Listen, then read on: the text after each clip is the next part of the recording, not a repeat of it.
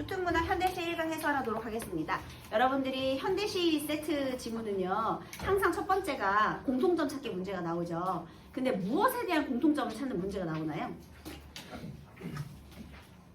보통 개별 작품에 대한 내용은 세트로 따졌을 때 가와 나 또는 가나다가 나왔을 때 그 세트의 첫 번째 문제는 항상 공통점이고요. 그 다음 두 번째는 보기를 이용해서 작품 감상의 기준을 제시해줘요. 보기에 뭐 시인의 세계가 있다든지 그 당시 시대적 배경이라든지 아니면 문학 이론이라든지, 그래서 그 보기에 있는 기준을 중심으로 작품을 감상할 수 있는가, 이런 문제가 또 나오고요. 그 다음에 개별 작품의 시어의 상징적인 의미라든지 뭐 이런 것들을 개별 작품으로 묻는 그런 문제들이 나오거든요. 자, 그러면 내용과 관련된 문제는 그 뒷부분에서 나와요. 그러면 항상 첫 번째 공통점 찾는 문제는 주제와 관련이 있는 표현 방법 중에서, 그러니까 공통점 중에서 표현 방법과 그 다음에 시상 전개 방식 상의 공통점을 찾는 문제가 보통 나온다는 거죠. 그런데 여러분들 표현 방법도 무턱대고 막 찾으려고 그러면 선생님이 답이 안 보인다고 했잖아. 그래서 표현의 공통점을 막 찾아보다가 잘 보이면 다행인데 만약 안 보이잖아요. 그러면 한 발자국 물러나서 이 작품의 주제를 가장 효과적으로 드러내는 표현이 무엇인가를 한번 생각해 보는 거예요. 그러면 그게 공통점으로 제시될 확률이 높아요. 라는 것은 그 작품의 특징을 잘 기억하고 있어야 된다는 얘기가 되겠죠. 그죠? 자, 그러면 여러분 만약에 김소월 시 가장 중요한 특징과 관련된 문제가 나올 거야. 김소월 시의 특징이 뭔데? 김소월 시는 되게 유명하고도 또 자주 등장하는 시이잖아요. 뭐 진달래꽃도 유명하고요. 그죠? 그런데 우리 김소월 시의 가장 큰 특징이 뭐예요? 갑자기 그렇게 꿀먹을 먹으려 했어 얘들아. 김소월 전통의 계승이잖아요. 자, 어떻게 전통을 계승하느냐? 형식면에서는 어떻게 계승해요? 그래, 사문보의 민요도. 그리고 내용면에서는 한의 정서. 그리고 특히요, 지금 이 작품에서는요, 전통적인 소재 를 활용하고 있어요. 그래서 이런 것들은 어디에서 드러나는지 내용을 통해 공부해 보도록 하겠습니다. 김소월이요, 왜 전통에 대해 관심을 갖게 됐느냐? 김소월은 1910년대, 20년대 뭐 그럴 때의 시인이에요. 참고로 이 작품도 초원도 1925년 작품이 되겠습니다. 김소월이 아빠가 친척집에 먹을 걸 싸가지고 열차 타고 가시다가 일본 사람들이 그 먹을 걸 뺏어 먹으려고 두들겨 패요. 그래서 오지게 두드려 맞고 약간 정신이 나갑니다. 그래서 아빠가 먹을 걸 거부하고 그렇게 돌아가세요. 그러니까 그 먹을 걸 가지고 가다가 일본인한테 맞은 거야. 엄청나게. 그래가지고 그거에 대한 이제 뭐 그 외상후 스트레스에 시달렸겠죠. 그래가지고 소통을 거부하고 음식을 거부하고 이렇게 하다가 이제 돌아가신 거야. 그래서 이제 김소월이 이제 다른 사람 손에 크게 되는데 숙모님이 오셔가지고 매일 밤 이렇게 전래동화도 읽어주시고 뭐 옛날 얘기도 들려주시고 막 한 거야. 그래서 그때부터 전통에 대한 관심이 막 생긴 거예요. 그래서 전통시인이 되었다. 네, 뭐 아무튼 관련이 있겠죠. 그런데 특히 이 초혼이라는 시는요, 여러분 우리 장례의식 중에서요, 우리나라 전통의 고복의식이라는 게 있어요. 지금 제목이 초혼이잖아요. 초혼? 이게 뭐냐면 혼을 부르는 거야. 왜냐하면 옛날 사람들은요, 이제 죽음이라는 것이 우리 육신에서 혼이 떠나가는 일이라고 생각을 했잖아요. 너네 그 신과 함께 혹시 영화 본 적 있니? 거기서도 3번 부르잖아. 3번 불러가지고 대답해야 되는데 대답을 안 해가지고 못 데려가잖아요.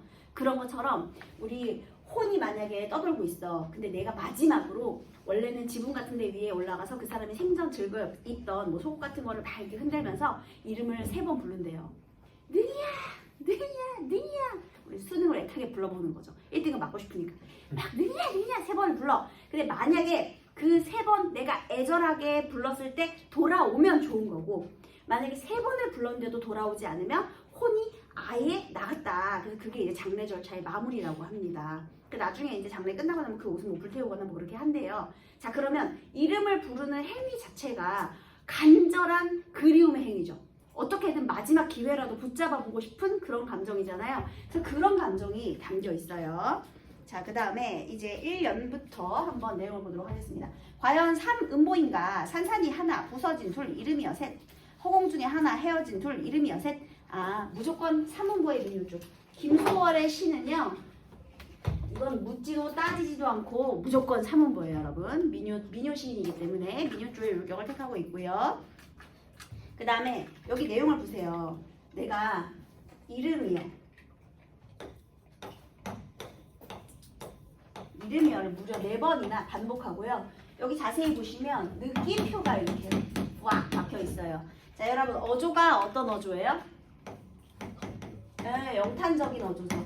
그리고 누가 봐도 엄청나게 반복을 통해서 절실함을 강조하는 거예요. 그런데 이 이름은 어떤 이름이냐면요. 산산이 부서졌고요. 이 이름 산산이 부서졌고 허공 중에 헤어졌고 불러도 주인이 없대요. 아, 그러면 이러한 이름이잖아요. 그러면 지금 대상이 어떻게 된 거야?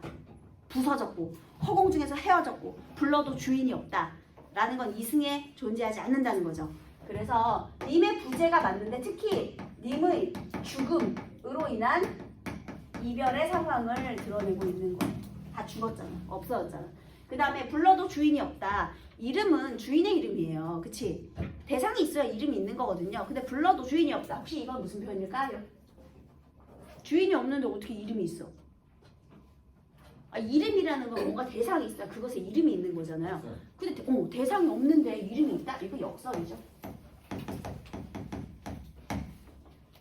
그리고 표현 보세요. 부르다가 내가 죽을 일이요. 굉장히 극단적이죠.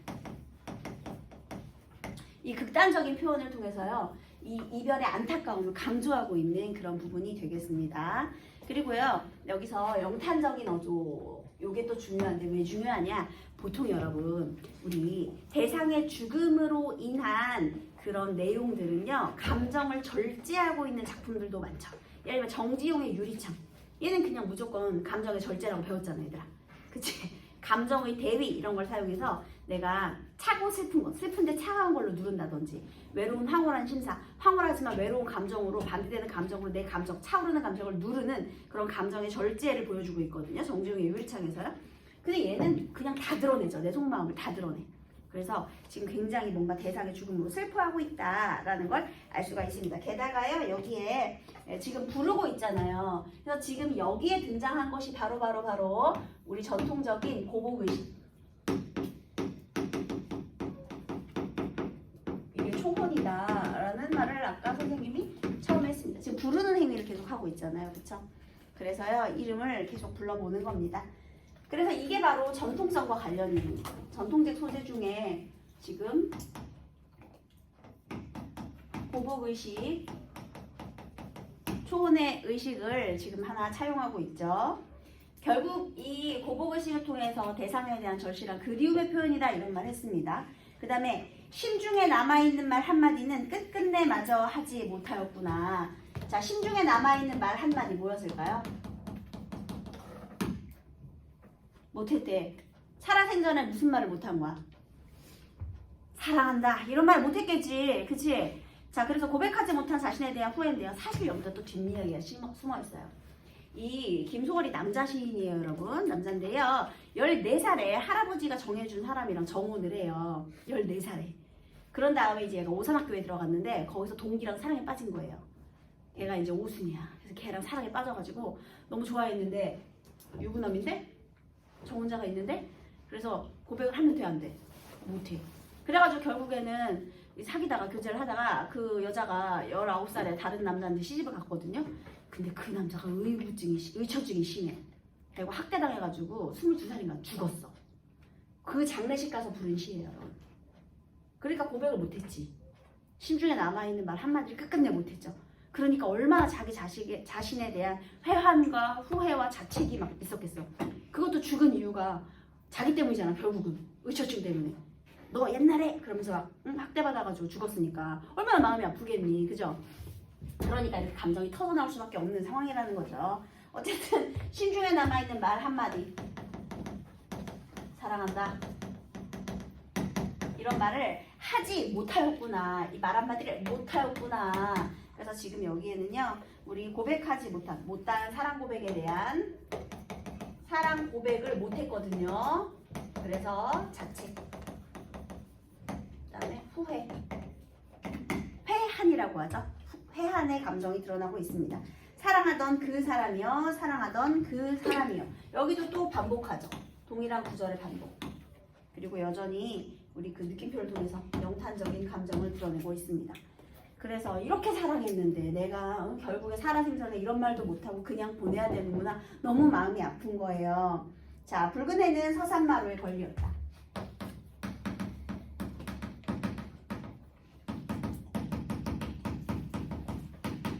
사슴의 무리도 슬피운다.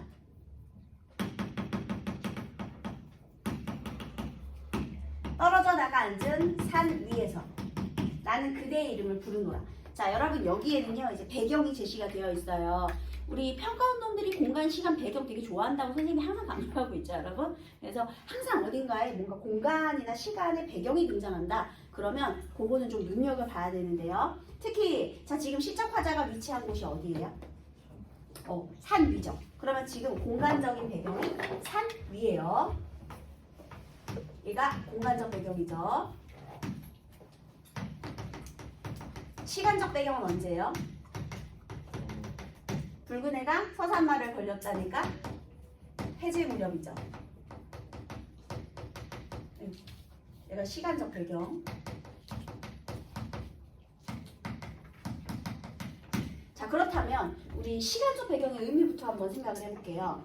우리 해가 질 무렵이라는 건요, 밝음과 어둠의 경계에 있는 거죠. 보통 우리 개와 늑대의 시간이라고 하잖아요.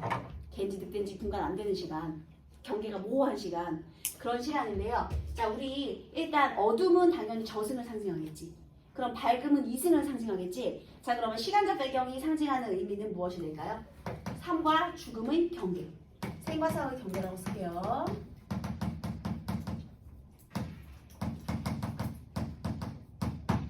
그래서 시간적 배경이 이렇게 나타나 있고요. 그 다음에 산 위에서 부르고 있대요. 자, 우리 공간적 배경의 의미도 한번 생각을 해볼 건데요. 일단 산 위는 이승에 있는 거야, 저승에 있는 거야? 이승에 있는데요. 그러면 지금 죽은 사람은 만약에 하늘이라고 해봅시다. 땅이 이승이고 하늘이 저승이라고 해보세요. 그러면 우리 이승에 있는 곳 중에서 가장 하늘과 가까운 곳이 산 위죠. 그래서 얘는 이승에서 저승과 가장 가까운, 저승과 수직적으로 가장 가까운 공간 시 되겠습니다. 수직적으로 가장 가까운 곳. 그래서 애타게 부르는 거예요. 여기에 산에 올라가가지고 얘가 이 책상을 들고 불러요.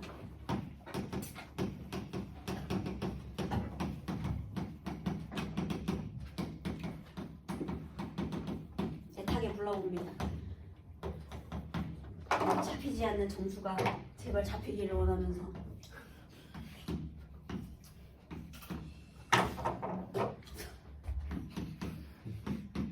네, 이렇게 산에서 애타게. 저 하늘에 있는, 여기가 산이고요. 하늘에 뭐 사랑하는 뭐 님이 있겠죠. 우리 김소월이 사랑했던, 남편한테 맞아 죽었다던, 그 학자 죽었다던 그 여자가 여기 있었겠죠. 그래서 불렀어요.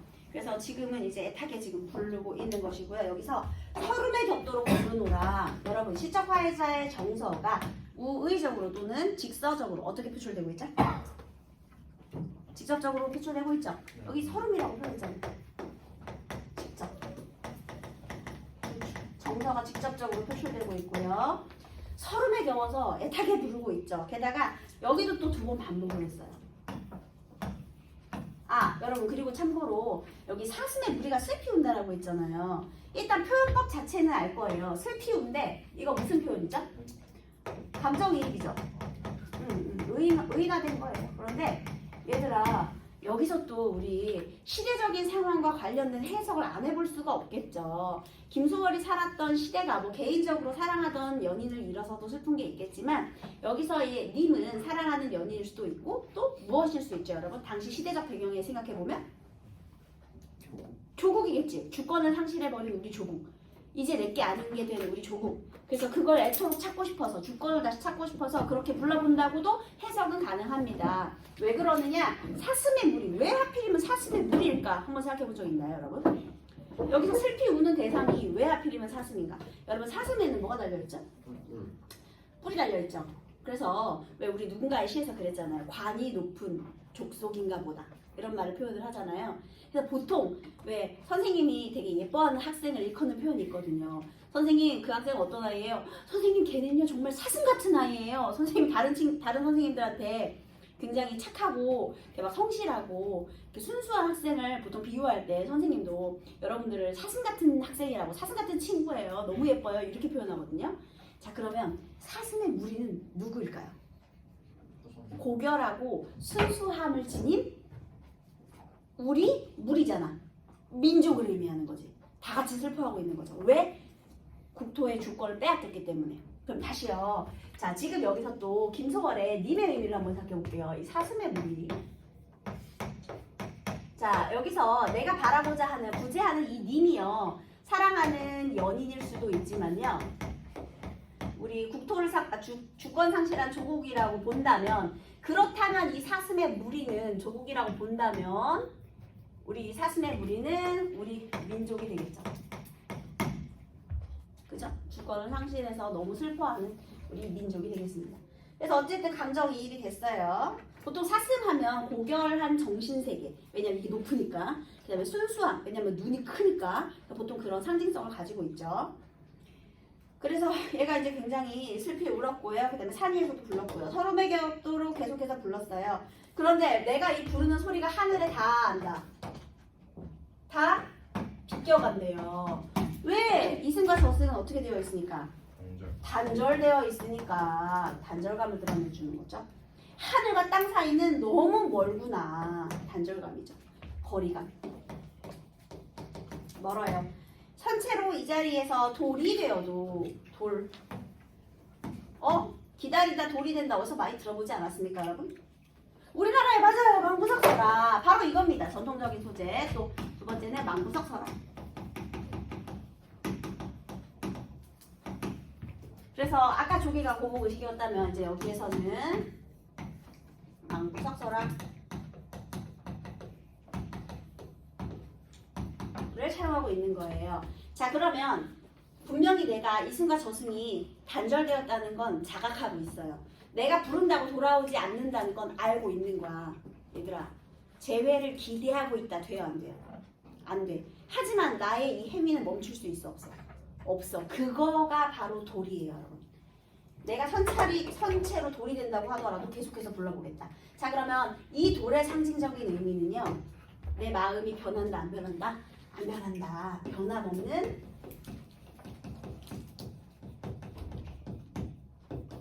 사랑에 대한 의지의 표현입니다.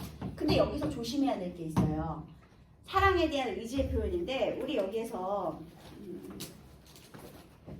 그 문제 중에요. 3번에 5번 선택지가 있거든요. 3번에 5번 선택지. 가의 선체로 이 자리에 돌이 되어도와 나의 이승아님의 저승에서라도는 모두 죽은 지인과의 인연을 이어가고자 하는 화자의 기대. 얘가 인연을 돌이 돼서 기다리면 돌아올 거라고 지금 생각하는 거니? 인연을 이어간다는 건 다시 만날 수 있다는 재회에 대한 기대가 있다는 뜻이거든요. 근데 여기서 내가 돌이 되어도 이름 부르는 걸 멈출 수 없다는 거죠. 근데 이름을 부르는 행위의 의미는 뭐야? 내 그리움의 표현이지. 내 간절한 표현이잖아. 그죠?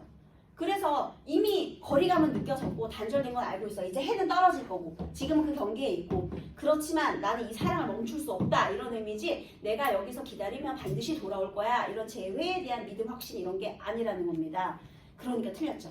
여러분 선택지가 이제 그 문학의 선택지가 뻔한 오답이 아니에요. 여러분 잘 보시면 문학 문제가 요번 수특에서 특히 현대시 부분이 조금 선택지 구성이 좀 어렵게 되어 있더라고요. 그래서 작년 수능도 이제 문학이 어려웠다. 점점 이제 문학이 어려워지고 있다라고 하잖아요. 그래서 우리 대통령님께서 교육과정 내에서 수능을 출제하라고 하신 이후에 비문학 지문은 조금 난이도 조정이 되었지만 그래서 이제 어디에서 변별력을 주고 싶어한다? 문학에서. 왜냐면 문학은 모든 교육과정이 다 포함되는 거거든요. 문학을 배우니까 교육과정을 벗어나는 문학이라는 건 없는 거야 얘들아. 왜냐면 우리는 문학 감상 방법을 배웠으니까.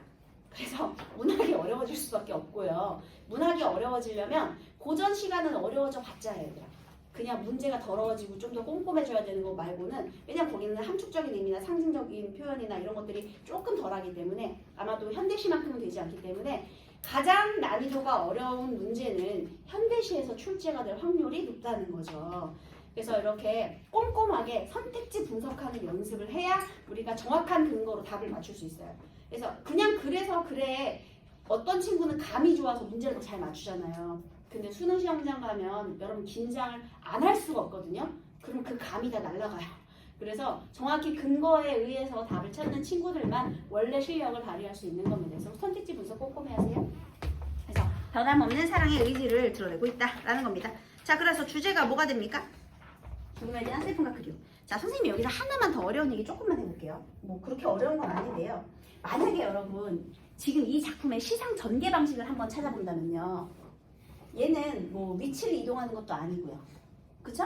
그 다음에 시간이 막 굉장히 흐름이 있는 것도 아니죠. 그렇잖아. 그냥 계속 이름을 부르고 있는 거잖아. 근데 이름을 부르면서 내 감정을 충실하게 드러내고 있죠. 그래서 여기는요.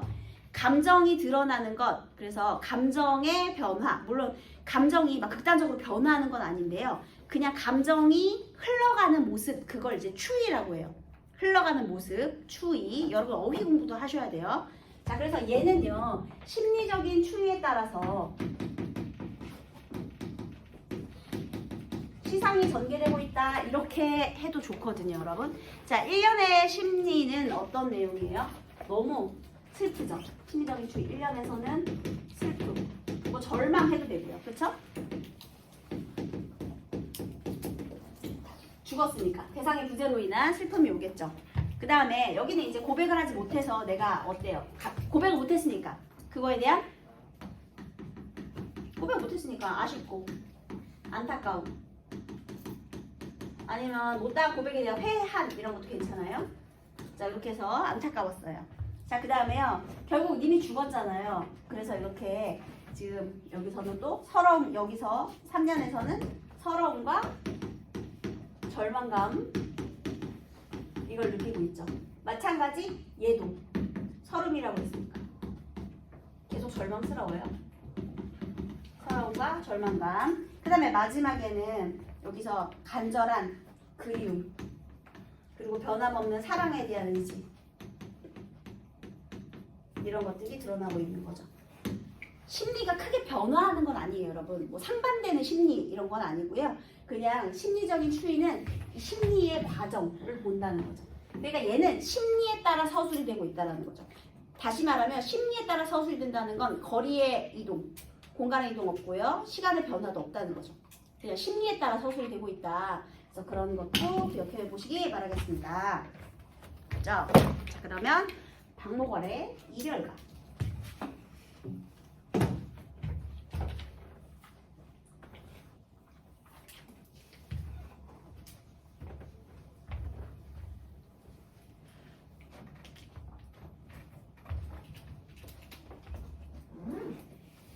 여러분 혹시 박목월의 하관 기억하시나요? 네. 관이 내렸다. 그때 죽은 사람 누구였죠? 친구? 턱이 긴 아우였잖아요. 형님! 부르는 소리는 들리지 않고. 그래서 여기는 열매가 떨어지면 툭 하는 소리가 들리는 세상. 단절감. 이거였죠, 여러분. 그때 여러분 아마 배웠을 거예요. 감정의 절제. 뭐 이런 것도 배웠을 것이고요. 그 다음에 동생의 죽음. 그래서 막 제망매가랑 엮어가지고 막 내신 시험 볼 때 열심히들 했잖아요. 자, 그거에 연관되는 거예요. 이별가. 뭐라 카노? 지금 무슨 사투리예요, 여러분? 선생님이 영찬 선생님한테 가서 한번 읽어달라고 했습니다. 그래서 선생님 뭐라 카노 맞나요? 선생님 서울 출신이니까 뭐라 카노 이게 맞나요? 저 발음 어때요? 그랬더니 엄지를 올려주셨습니다. 그래서 경상도 사투리로 되어 있는데요. 자, 일단은 박목월 이별관데 누구랑 이별했느냐? 죽은 대상이 누구야? 죽었어요. 우리 죽었죠. 여기서도 대상이 죽음이에요. 애도 똑같이. 근데 우리는 알잖아. 학원에서 배웠잖아. 누가 죽었어? 아우가 죽었잖아. 동생 죽었잖아. 예, 그래서 그것과 박목월의 학원이가 연결되는 작품이고요. 이 이별가는 97년 수능에 나왔는데 너무너무 옛날이라 그죠?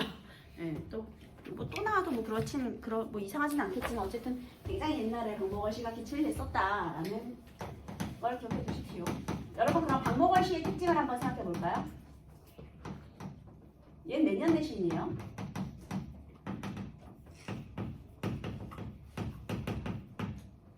혹시 청록파 들어보셨나요? 박두진, 조지훈, 박목월, 청록파. 얘들아 청록파는 그러니까 예를 들면 시문학파, 김영랑의 시문학파, 30년대 시문학파 그러면 시의 순수성을 강조한다.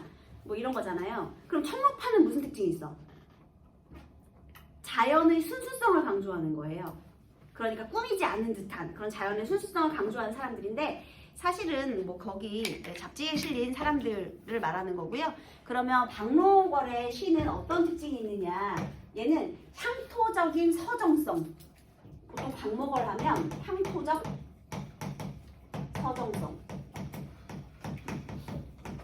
이 얘기예요. 얘들아 향토적이다라는 것은 뭔가 방언을 사용한다든지 토속적인 소재를 사용한다든지 이렇게 하면 향토적이겠죠.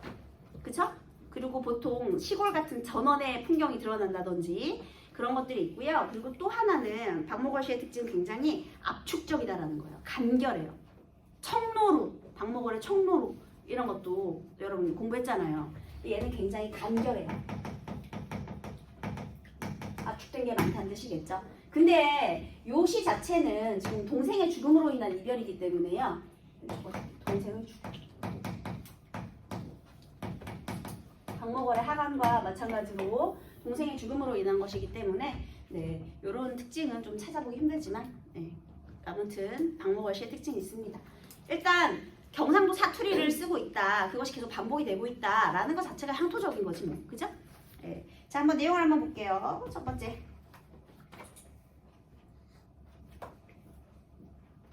이게 굉장히 중요한데 여기서 1년부터 5년까지 그리고 6, 7, 8, 9 인데요. 여기에서 어떤 소재의 의미가 굉장히 중요하거든요. 그래서 한번 이걸 보도록 할게요. 뭐라카노 저편 강기숙에서 뭐라카노가 무슨 뜻이에요? 뭐라고 하는 거니? 되겠습니다. 그죠? 근데 봐봐. 뭐라고 하는 거니? 봐봐. 느낌이 안 살지? 뭐라카노 해야 의미가 살겠죠? 저편 강기숙에서. 자, 저편 강기숙에 누가 있을까요? 그렇지. 그럼 저편, 강 건너편이죠. 여러분, 건너선 안 되는 바로 그 강, 그게 뭐죠? 요단강. 요단강도 있고요. 그 다음에 우리 삼도천도 있고요. 스틱스강도 있고요. 다 똑같은 거예요. 우리 또 약수라는 표현도 쓰잖아요. 그죠? 네, 그래서 그런 강들입니다.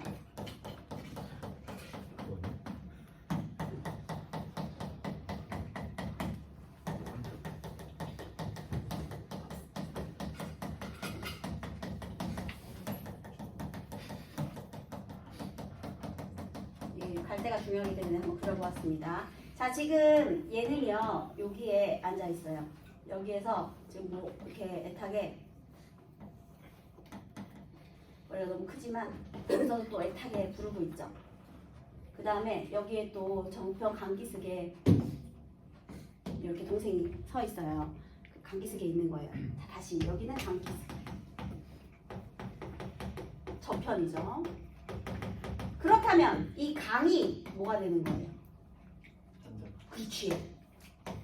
이승과 저승의 경계인 단절.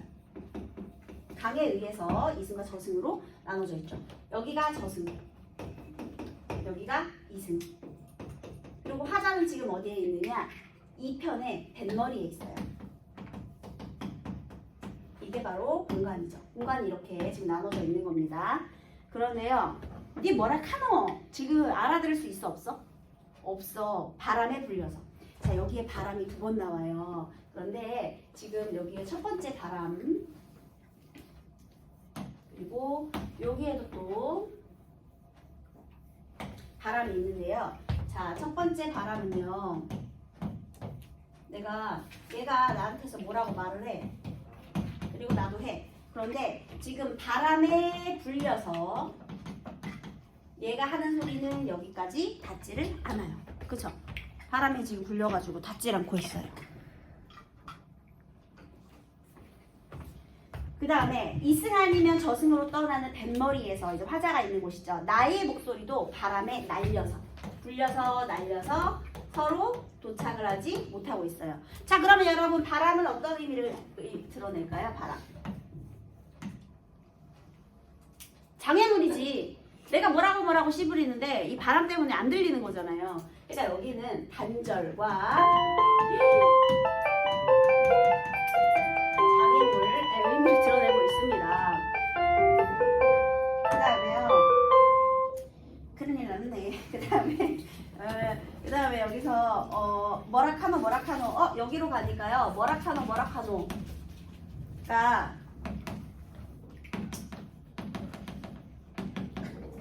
여러분 다음 시간에 하겠습니다. 네. 빨리 다시 할게요.